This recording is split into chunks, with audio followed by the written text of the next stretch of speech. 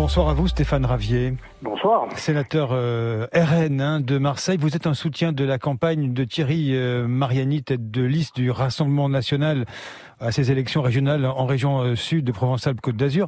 Stéphane Ravier, que pensez-vous de l'annonce de Renaud Muselier, le président LR sortant, qui s'est engagé aujourd'hui, en cas de victoire, la sienne, dimanche au second tour, à créer un comité pour donner la parole à la gauche, aux écologistes, ceux-là même qui se sont retirés à son profit face à votre formation? Je croyais que nous étions en démocratie représentative. Je croyais que c'était les élus qui décidaient. Bon, écoutez, Monsieur Muselier sait à qui il devra peut-être sa victoire, si tant est qu'il l'obtienne. Il la devra à la gauche. Il n'était pas déjà un homme libre au premier tour, puisqu'il s'était allié avec la Macronie, Emmanuel Macron ayant trouvé en Renaud Muselier un idiot utile pour exister. Et maintenant, M. Muselier, sa victoire dépend de la gauche et de l'extrême gauche, Parti socialiste, d'Europe Écologie Les Verts, du Parti communiste. Donc, M. Muselier ne sera pas un homme libre s'il, par malheur, il devait être réélu.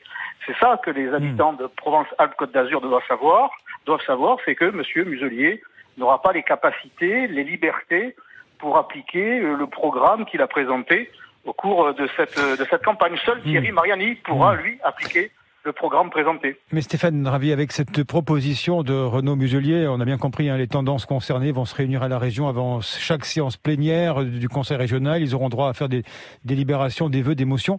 Vous dites quoi? C'est avec une telle proposition, votre victoire en PACA paraît compliquée aujourd'hui, si d'aventure les électeurs se reportent sur Monsieur Muselier. Mais ce que je dis, c'est que la démocratie est piétinée. Monsieur Muselier est en train de dire aux électeurs que ce sont ceux qui n'ont pas été élus qui vont décider.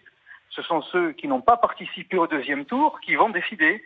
C'est la gauche et l'extrême gauche qui vont décider de l'avenir de la région, qui vont décider de la sécurité dans les transports et dans les lycées. Et on sait que pour la gauche, ce n'est absolument pas une priorité. Voilà ce que je dis.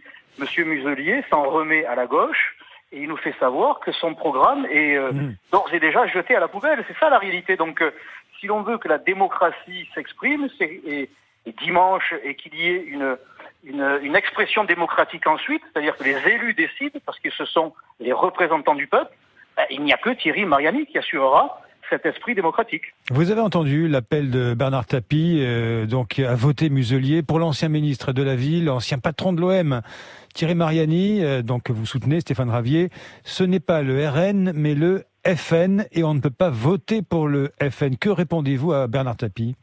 Monsieur Tapie, qui se sert de son journal, on n'est jamais si bien servi que par soi-même pour y aller de sa propagande. Un journal qui, d'ailleurs, n'a pas encore mis la clé sous la porte grâce à l'argent public et en particulier donc grâce à l'argent des électeurs du Rassemblement national. Donc M. Tapie devrait se faire un petit peu plus discret.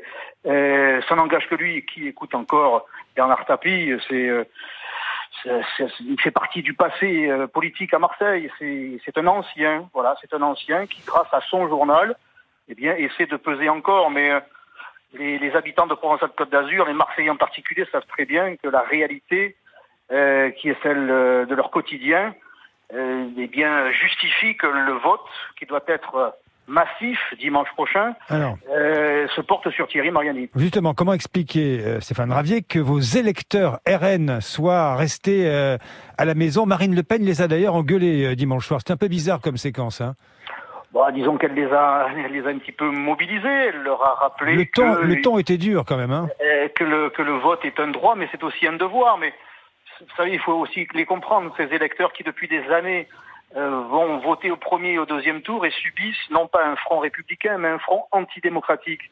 Donc ils finissent par se lasser. Moi, j'arrive quand même à les comprendre. Mais moi, je leur dis que cette fois, c'est la gagne. Il ne s'agit pas d'obtenir quelques élus de plus. Il s'agit de gagner la région Provence-Alpes-Côte d'Azur. C'est ce que disent les sondages. Il faut donc, c'est pas le moment de lâcher l'affaire.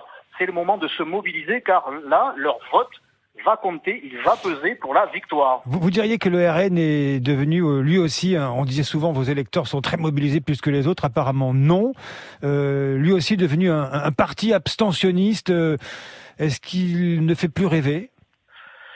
Les électeurs du Rassemblement national, effectivement, sont ceux qui se démobilisent le plus, parce qu'encore une fois, cela fait des années qu'ils subissent un système électoral tant au niveau local, les élections municipales, les élections départementales. Vous voyez, nous sommes le premier parti de Marseille et le premier parti des Bouches-du-Rhône. Et pourtant, à cause du système électoral, nous risquons d'avoir que très peu d'élus finalement. Donc ils sont écœurés du système électoral. Mais comment est-ce que vous les motivez pour dimanche prochain? Parce que votre présidente Marine Le Pen du Rassemblement national a appelé une sorte de sursaut républicain, enfin de sursaut du vote.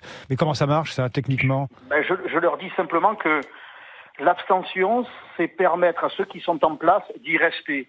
Ce n'est pas une sanction, l'abstention. C'est une sanction contre soi-même. Ça permet à ceux qui bénéficient du système d'en profiter encore. Si les électeurs veulent se faire entendre, c'est le bulletin de vote qu'il faut saisir. Moi, je leur dis qu'il faut aller voter parce qu'encore une fois, on peut gagner cette élection.